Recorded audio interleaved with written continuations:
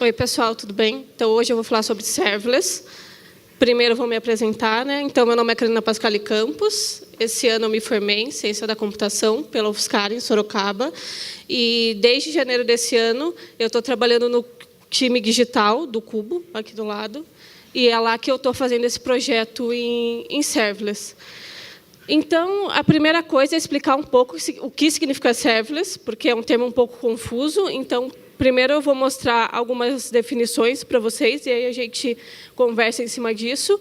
Então, a primeira coisa é que, quando você fala serverless, não significa que não existem mais servidores, né? A única coisa é que você não precisa mais se preocupar com eles. Outra definição muito interessante é que uma solução serverless é aquela que não te custa nada enquanto ninguém estiver utilizando aquilo, e excluindo a parte de data storage. E a última que eu vou falar é para deixar bem claro que isso é muito importante. Então, se você fosse construir uma solução serverless, uma plataforma serverless, a primeira coisa que você precisaria seriam os servidores. Tá? Então, aqui toda a palestra serverless, a gente tem que deixar bem claro que ainda existem servidores. E a primeira coisa o termo é um pouco confuso, porque a primeira vez que você escuta, você pensa, poxa, mas o que realmente significa serverless, né? E a principal característica dele, o principal benefício, é que ele te ajuda a você conseguir focar e resolver seus problemas, os problemas do business mesmo, no momento que ele tira a infraestrutura da sua mão. Então, essa é a principal característica que te beneficia. A ideia, então, do serverless, de novo, é a mesma coisa de cloud. Quando a gente fala cloud, a única coisa é que o computador das outras pessoas, ao invés do seu. Outro ponto interessante é que você já começa a ter ideia de componentes, porque o que acontece é que você consegue componentizar as coisas muito fácil usando serverless. Então, você pensa eu quero alguma coisa de autenticação. Você fala, poxa, que serviço que eu posso integrar para usar autenticação? Eu quero alguma coisa de banco de dados. O que eu posso ter? Tudo é muito fácil de você montar em componentes, e é interessante a gente pensar que isso já lembra um pouco microserviços, quando você pensa nessa parte de componentização. Serverless, outro ponto, ele está available mesmo quando as suas funções estão off, né? Então, a ideia aqui, o que significa? É que uma função só vai subir quando ela for invocada, né? E enquanto nenhuma função for invocada, elas vão ficar off, né? O tempo inteiro. Então, você não tem mais um servidor 24/7, e sim todas as funções down, e elas só vão subir do container no momento que elas forem invocadas. Então, já muda um pouco como você pensa, como é o paradigma. E um ponto interessante é que, lembra que eu comentei que, tirando o banco de dados, você só vai pagar quando você estiver utilizando. O problema do banco de dados é que, quando você seta os seus throughputs, isso já tem um custo. Então, independente do seu uso, ele já começa a cobrar com base no seu throughput. Então, por isso que a gente fala que só paga quando alguém estiver utilizando, exceto pela parte de data storage.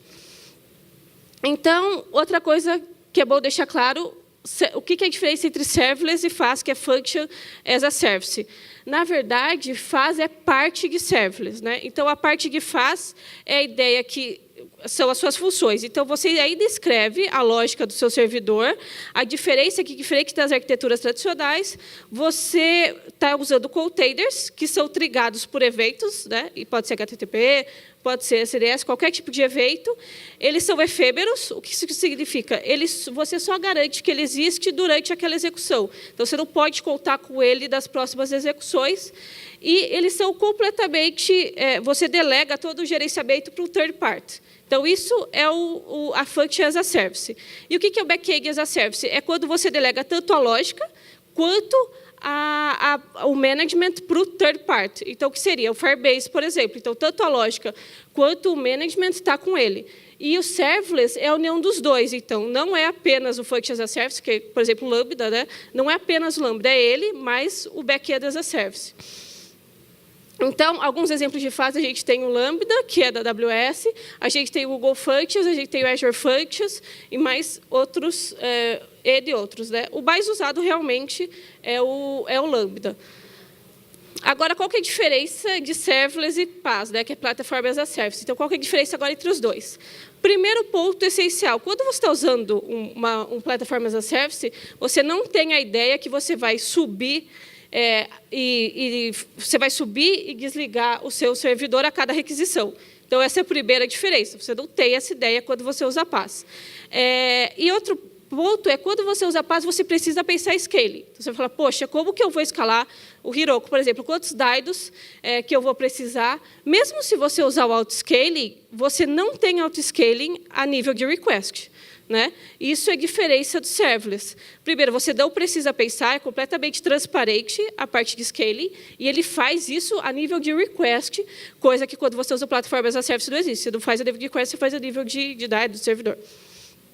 Então, por isso eu queria deixar bem claras essas diferenças, que, como é um termo confuso, é bom a gente entender o que a gente está lidando quando a gente usa serverless. Né? Agora, eu vou falar um pouco eu vou entrar um pouco mais na experiência que eu ganhei usando esse projeto do Cubo. Né? A gente começou a desenvolver isso no ano passado, quando o serverless era ainda mais, tinham ainda mais desafios, né? Então, era mais imaturo no ano passado. Então, o que é essa plataforma? Né? Quem que conhece o Cubo, a ideia? Tá, algumas pessoas.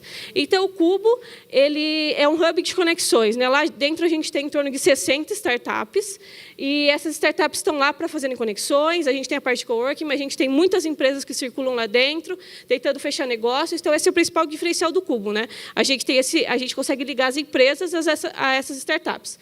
O problema que a gente encontrou foi, a gente está saturado, não cabem mais empresas lá dentro. Então, o que a gente pode fazer para continuar a receber de startups? Então, vamos expandir isso para o meio digital. Né? Então, o que a gente podia oferecer no meio digital para essas startups e para startups que estão em outros estados, para elas começarem a entrar no Cubo de alguma outra forma. Né? Então, foi daí que surgiu esse projeto.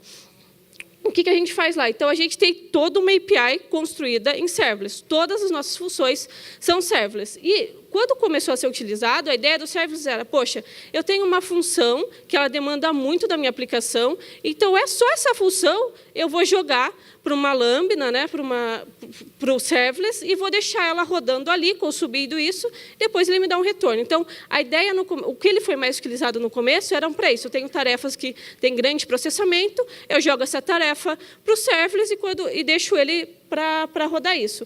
A gente já falou, não, vamos fazer toda a nossa API em serverless, independente de qual seja a função. E, com isso, a gente encontrou N desafios. Né? Então, falando muito, super simples do stack do projeto, só para deixar claro o que a gente precisa. Né? Então, a gente tem o nosso cliente, ok, a gente vai ter uma parte de autenticação, você pode usar a própria AWS, você tem Cognito, você tem o IAM, para coisas diferentes. Ou você pode usar, por exemplo, o Firebase também. Como a gente tinha o MVP no início, né, a gente começou pelo Firebase por ser mais simples. Tá? Ali é o API Gateway, então é o seu servidor que vai ficar ali recebendo os requests e fazendo um match entre o request e a sua função lambda. Então, você tem suas lambdas functions e elas vão conversar com o banco de dados. No caso, a gente escolheu o Dynamo na época. Tá? Então, o API Gateway é isso. O que ele faz? Ele é o trigger. Né? Então, quando ele receber uma função, ele vai triggar uma lambda. Então, ele vai ser responsável pelo evento. E essa lambda vai fazer o que ela precisa, devolver a resposta para o API Gateway, e ele devolve a resposta para o seu cliente. Né? Ele pode fazer várias coisas, por exemplo, autenticação, rate limiting. Ele tem N funções. O DynamoDB, por que eu vou falar um pouco dele? Quando você está usando serverless, você precisa pensar assim, legal, eu falei para vocês que você não precisa se preocupar com scaling, porque cada função sua que for chamada, ele vai subir o container e ele vai escalar isso para você. Você realmente é completamente transparente, você não tem controle sobre isso. Mas pense, se você usa um banco de dados tradicional, você vai ter N problemas, porque você vai ter problema de conexão, de throttling, de N coisas. Você precisa de um banco de dados que esteja preparado para serverless. Por isso que, naquela imagem, eu mostrei para vocês. O serverless é tanto fast quanto BaaS. Você precisa ter um back-end as a service que esteja preparado para trabalhar com o serverless, senão de nada adianta. Você vai escalar suas funções, chega no banco de dados, ele não está preparado para isso. Então, você precisa ter toda a sua arquitetura preparada. E, no momento que a gente começou a desenvolver, a gente tinha o Dynamo. O que ele é legal? Ele tem throughput infinito, ele tem auto-scaling. Então, isso tem tudo a ver com o Lambda. É isso que você precisa de um back-end que consiga lidar com isso. Qual que é o problema? Né? Você fala, poxa, o Dynamo é NoSQL. E, quando a gente começou a desenhar a nossa solução, era bem claro que era uma solução SQL.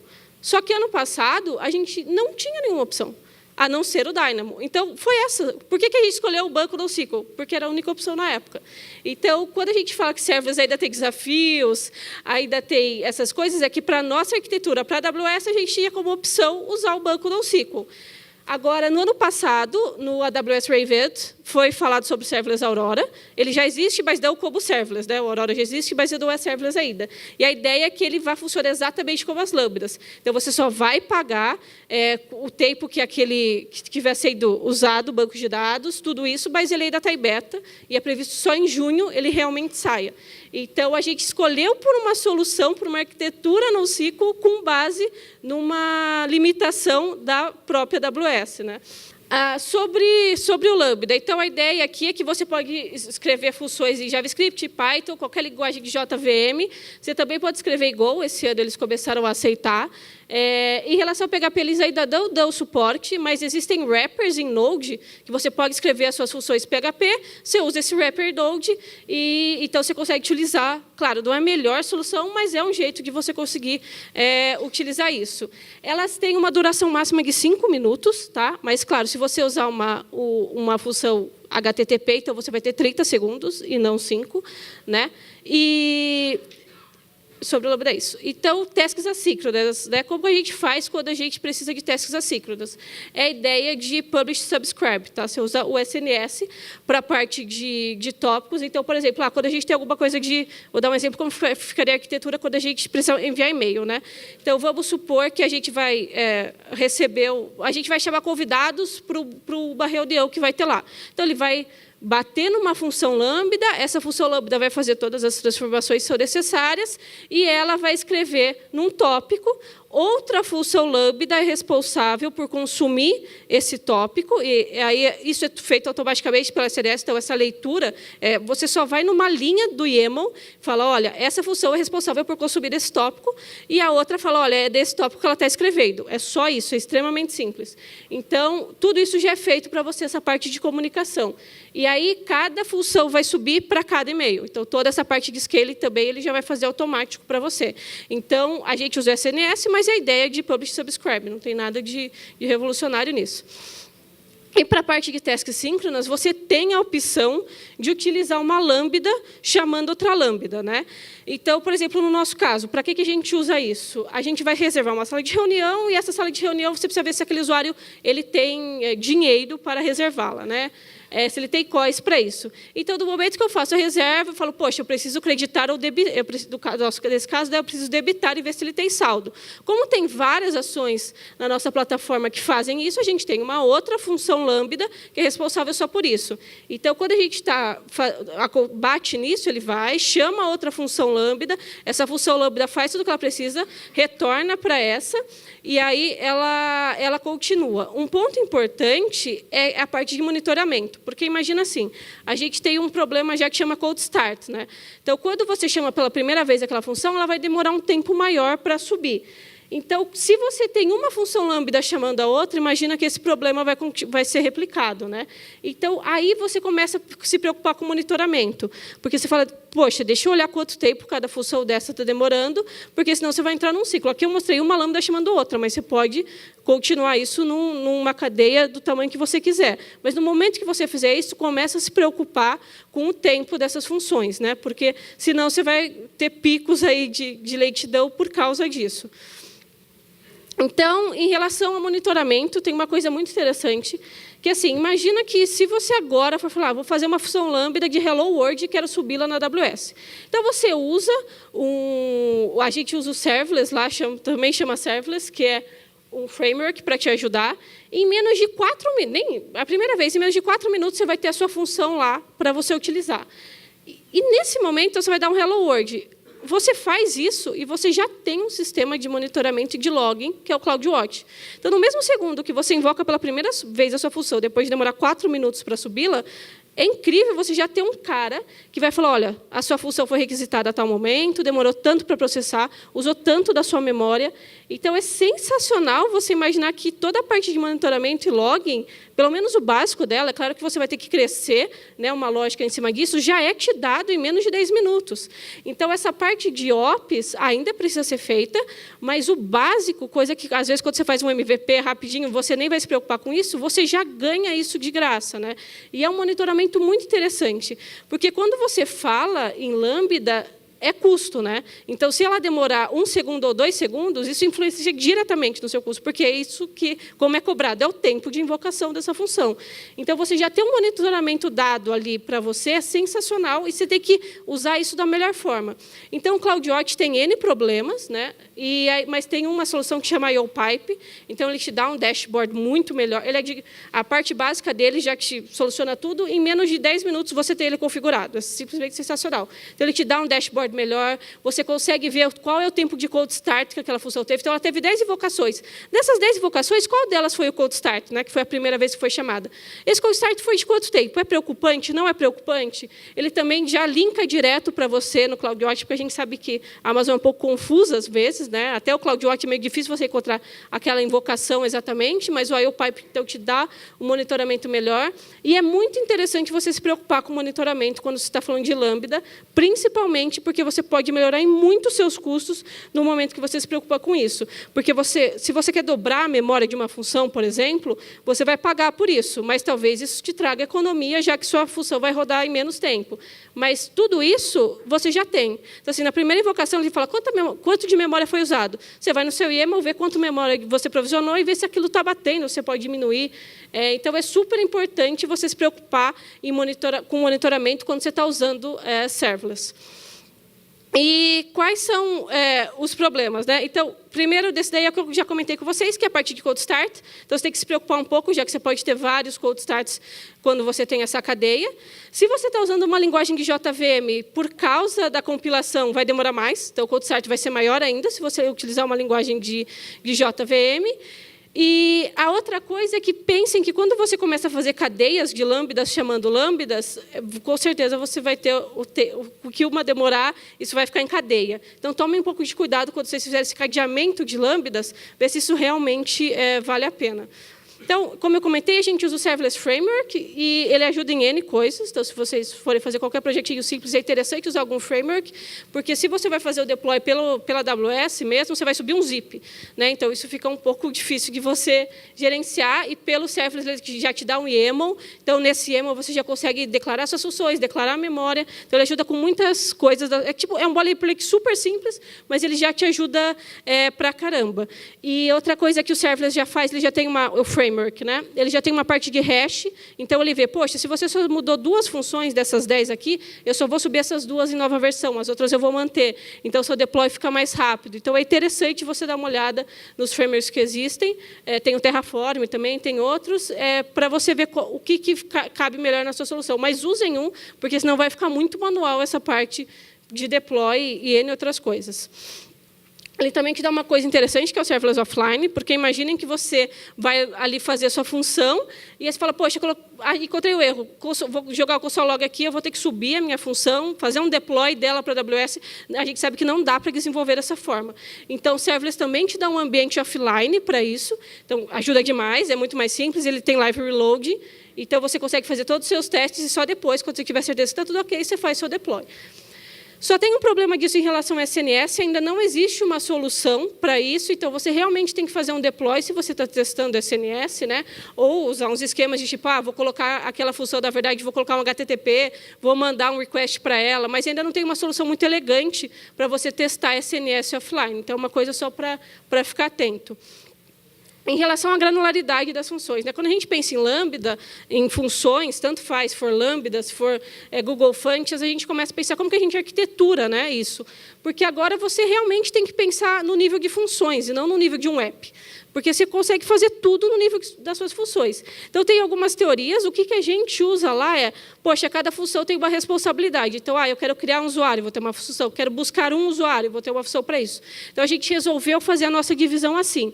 Mas tem outras teorias que falam, olha, uma função Lambda só deveria performar 0 ou 1 transformações em dado. Então, é uma outra teoria. Mas, mesmo assim, percebam que é uma granularidade bem fina para todos esses casos, né? Ninguém está falando, olha, faz uma função Lambda de 1000 linhas que resolve o seu problema. Então, a ideia é mesmo você fazer uma divisão, mas aí você pode pensar qual que é o melhor jeito de você arquiteturar isso. A gente escolheu pelo outro porque a gente acha que fica melhor estruturado e mais fácil de dar manutenção. Então, eu vou falar um pouco, dado o use case do nosso projeto, quais foram os prós e os contras que a gente aprendeu. Né? Isso pode variar de um projeto para outro, mas eu acho que tem umas coisas interessantes para compartilhar com vocês. Então, os prós. O primeiro ponto deles é MVP. Então, a gente começou com MVP em serverless. Né? Então, a gente não tinha nenhum sistema legado. A gente falou, não, a gente quer usar a última tecnologia, a gente podia fazer isso no Cubo, foi nos dada essa oportunidade. Então, ó, vamos fazer um MVP em serverless. E foi sensacional. Porque ele tem esse feedback loop muito rápido, é muito simples. Eu falei para vocês, se você for fazer um Hello World, você vai subir em 4 minutos, a sua primeira função vai demorar mais. As outras, você vai fazendo, vai subindo, é muito rápido, você já tem a parte de monitoramento, você já tem a parte de log, então, mesmo para o seu MVP, você já tem isso que você custaria para você configurar. Como que eu vou fazer da melhor forma? Eu queria melhorar minha parte a parte de memória, por exemplo. Estou gastando muito. Ele já te dá tudo isso. Então, é muito rápido você desenvolver em cima disso. E outro ponto que eu coloco é, como a gente pensa a nível de função, o nosso sistema já não fica macarrônico, é incrível. Assim. Você já começa a pensar de uma maneira diferente por causa do serverless e fica tudo muito bem organizado. E o meu projeto anterior era um projeto de microserviços. Né? E lá, eu demorava pelo menos 2 dias para fazer a task mais simples possível. E não é porque tinha 3 anos, não. Também começou como um MVP, mas a questão era tão difícil a parte de comunicação, era tão difícil a parte de login, de como que um conversa com o outro, que era dificílimo da manutenção naquilo. E eu entrei nesse projeto, no meu primeiro dia, eu fiz uma task considerada grande, porque eu bati o olho e falei, não, entendi. Então, fica muito bem organizado e simples. Tá? É muito, muito interessante você usar, para o nosso case, quando era um MVP, foi muito bom. Claro, é o que eu falei, a gente encontrou desafios, eu vou mostrar eles mais para frente, não é tudo maravilhas, mas rodou muito bem. A gente conseguiu entregar usando algo que ainda é considerado por alguns imaturo. Né? Então, em relação ao feedback loop, é muito interessante, porque você tem um ciclo de desenvolvimento muito rápido, então você consegue validar com muita facilidade. Eu não vou ter que subir servidor, eu não vou ter que me preocupar com load balance, nada disso. Eu vou subir ali, pronto, na hora subiu, eu já valido, não é aquilo, faz de novo. O feedback loop dele é simplesmente sensacional. Em relação à otimização, então, é super importante você se preocupar com isso, já que realmente é direto, né? É uma implicação direta nos custos. Então, no momento que a sua função é 1, 2, 3, 4 segundos, isso reflete diretamente nos seus custos. Porém, já tem uma coisa muito interessante, a AWS ela te dá 1 milhão de funções grátis por mês, e como o nosso case ainda não é tão grande, eu não consigo trazer algo legal para vocês. Olha, a gente economizou tanto. Mas se vocês procurarem palestras de serverless na internet, é incrível o quanto companhias estão mostrando de casos de os custos delas foram reduzidos em 66%, em 80%, porque a ideia é essa, e quanto ninguém estiver usando, você não está pagando por nada. E ainda quando você está pagando, é um custo mínimo, e aí você tem 1 milhão de requests de graça, então, de novo, também isso é legal para o MVP. Então, você tem que fazer uma coisa rápida, você não quer ter muito custo, você não tem muito dinheiro, cara, usa isso que você vai pagar muito pouco. Então, na parte de otimização, é bem interessante ficar preocupado com isso, e você começa a mudar um pouco o seu pensamento. Você fala, poxa, no meu banco, será que então não vale a pena eu começar a replicar algumas coisas, me preocupar com consistência, trazer isso para a minha mão, mas se eu duplicar, vai ficar mais rápido a minha função? Então, se a minha função ficar mais rápida, eu gasto menos. Então, começam a ter algumas boas práticas que você começa a se questionar se para esse caso é interessante. Então, às vezes, uma replicação que não parecia a solução mais elegante, para esse caso, como vai te trazer menos custo, vale a pena. Então, é interessante você começar a abrir um pouco a cabeça em relação a boas práticas de outras arquiteturas para o serverless, porque se aquilo implica em custo e é um dos maiores benefícios, faz aquilo. Então, começa você a se preocupar um pouco com isso. Custos de scaling. Né? Então, isso é muito interessante. Se você tem requests ocasionais, então, de manhã eu tenho pouquíssimo uso, a minha plataforma tem picos à tarde, à noite é normal. Não tem problema. Tipo, nada você vai ter que mudar o seu servidor, você não vai ter que falar, naquele momento eu vou provisionar tantos. Não, eu vou ter um servidor de backup e outro. Nada disso. Tanto faz para o Lambda. Ele só vai ser cobrado no momento que você utilizar. Então, isso é sensacional. É realmente transparente para você. Então, não interessa se você tem requests ocasionais, se você tem tráfego inconsistente, não faz diferença, porque ele realmente vai fazer isso tudo para você. Então, outra preocupação que ele tira das suas mãos, né? Então, isso já não, você pode não pensar tanto para o MVP, se quando você está crescendo, que você começa a ficar preocupado, poxa, estou usando servidor demais, estou gastando muito, será que eu precisava de toda essa replicação que eu estou fazendo? Então, ele já começa a trazer os benefícios depois do MVP também. Então, você começa a não precisar se preocupar com isso, e não só na parte de economia, é na parte mesmo que, poxa, eu tenho que ter algo robusto, né? Você delega isso para ele e você não tem nem controle. Então, também é outro problema. Você delega e está lá. Você não pode fazer nada, né? E aí, os pontos contra. Então, o primeiro deles é vendor lock-in. Mas, quando eu falo de vendor lock-in, primeiro, eu não estou falando de Lambda, porque você fala assim, é extremamente simples você escrever funções que funcionem no Google Functions, que funcionem no Lambda. Não é essa a questão. A questão é que você começa a usar o ambiente da AWS, o ambiente do Google. Então, pensa assim, eu começo a usar SNS, o Dynamo, o API Gateway, aí você fala, cara, eu estou ficando... você não vai conseguir fazer isso genérico. Mas um ponto que eu coloco mais forte ainda de vendor lock-in é que você delegou o seu server para ele, certo? Então, você começa a descobrir que você tem limites que você não sabia que existiam. Depois de 3 meses, você fala, caramba, que limite é esse? Você é jogado um erro, você vai na AWS e fala, realmente tem esse limite, e aí você fala, tá, como que eu lido com ele? Então, você começa a descobrir limites, você não tem controle sobre aquilo. Então, essa eu acho que é a parte de vendor lock-in que aparece com mais força, porque você delegou o seu server. Então, vão ter coisas lá que você vai descobrir que você não pode interferir. Então, para mim, o principal problema de vendor lock-in é esse. Você descobre limites, você descobre coisas que você não pode mudar, né? Então, esse foi o nosso primeiro problema. A gente descobriu esse erro uma hora, que o Resource Limit Reached. A gente falou, tá, o que é isso, né? Mas, no primeiro momento, quando você vê isso, a AWS, tá, eu vou pagar, né? Deve ser alguma coisa que eu atingi, vou pagar mais e vou conseguir. Na verdade, existe esse limite, que quando você chega em 200 recursos, ele fala que você não pode ter mais. O que é um recurso? Então, é um tópico SNS, é uma tabela do seu Dynamo, é uma função da Lambda. A gente chegou nesse problema e falou, caramba, tá, e agora? Fomos na AWS, buscamos, existe esse negócio, e você não pode pagar nada. Tipo, não tem opção. Se chegou nesse limite, você não tem o que fazer. E a gente estava há uma semana de entregar o nosso MVP e falou, caramba, o que a gente vai fazer, né? Então, esse é o vendor lock-in preocupante. Tipo, eu não posso pagar, não posso fazer nada. Então, a gente falou, tá bom, a gente precisa entregar, vamos fazer um split da nossa stack, né? É a primeira solução. Nesse momento, como era o que a gente precisava fazer rápido, a gente falou, não, ó, eu tenho, por exemplo, funções que... E-mail, né? Como eu vou enviar os e-mails, é igual para todas as minhas funções. Eu usava isso como uma lib. Então, vou duplicar código. Fiz o split da minha stack, vou duplicar código e depois eu penso como eu resolvo isso da melhor forma. Então, a nossa primeira solução foi essa. Vamos duplicar, vamos fazer o split da stack e aí a gente continua. Mas a gente, claro, sabia que isso era uma coisa temporária. Então, temporária que a gente conseguiu atingir 200 de novo em cada uma, super rápido, né? E aí a gente falou, tá, o que a gente vai fazer? Então, vamos fazer microserviços em serverless, né? Porque, querendo, a gente tinha um monolito em serverless. E quando a gente falou, é a solução que a gente vai ter que fazer. Só que o que estava legal era, poxa, é um MVP, posso fazer tudo rápido e tal. No momento que você fala, a gente teve que se preocupar com a arquitetura bem antes que a gente achar que a gente estava num ponto de maturidade para isso. E aí, quando a gente fala, quis fazer microserviços em serverless, não é porque a gente achou legal, é porque era o único jeito que a gente continuava fazendo do nosso projeto. Então, a gente encontrou problemas no meio do caminho que nos forçaram a fazer coisas que a gente achou que não eram exatamente para aquele momento. É claro que não dava para deixar a stack dividida, mas a questão é que você está no meio de MVP, sabe? Você tem que fazer certas coisas. E a gente falou, tá, não dá, gente. A gente realmente vai ter que parar por 2 semanas e agora arquiteturar isso de uma forma muito mais sólida. Então, o que a gente começou como que a gente vai fazer essa divisão? A gente pensou, temos serviços de usuários, temos de startups, e fomos dividindo isso. Então, cada um desses virou uma API.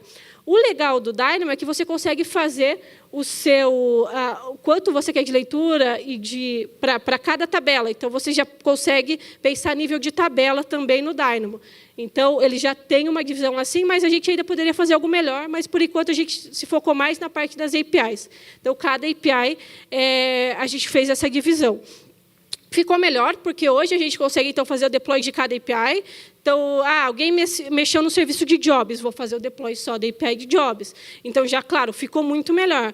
Mas a gente encontrou um problema que não estava em nenhum lugar que a gente iria encontrá-lo, sabe? Então, ainda não tem tanta literatura. Quando você começar, vão ter poucas pessoas falando sobre isso. Quando a gente se deparou com esse problema, 2 pessoas estavam reclamando, sabe? Então, a gente está fazendo um microserviço em serverless. Será que isso é o melhor pattern? Não sei.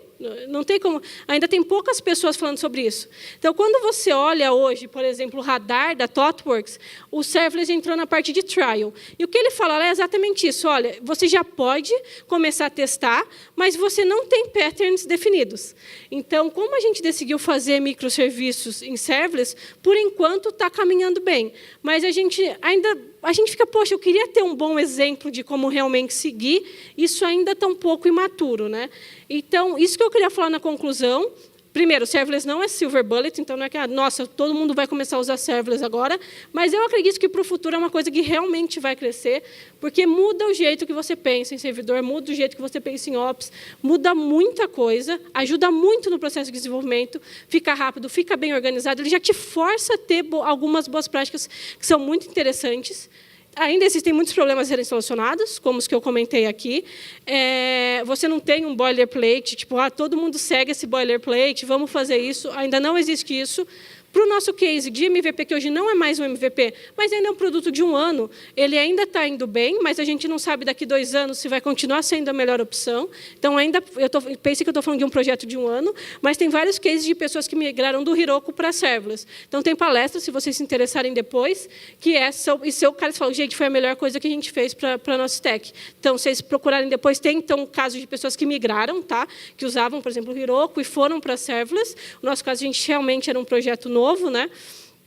E é isso, a gente ainda realmente não sabe onde vai pisar no futuro. Então, queria agradecer e citar só uma coisa. Então, a gente tem uma plataforma de vagas lá no Cubo para essas startups, e o que menos tem são desenvolvedores. Tá? Então, quando as startups vêm conversar com a gente sobre o nosso produto, gente, eu abro a vaga lá e não tem um desenvolvedor se aplicando. E tem algumas vagas muito boas, mas a gente sabe que talvez não é um público que vá tanto, então, se alguém aqui estiver procurando algum emprego, alguma coisa, a gente tem vagas bem interessantes de N startups lá. Então, se vocês quiserem dar uma olhada, é o cubo.network/jobs, e lá vocês podem dar uma olhada em vagas. E é isso, gente.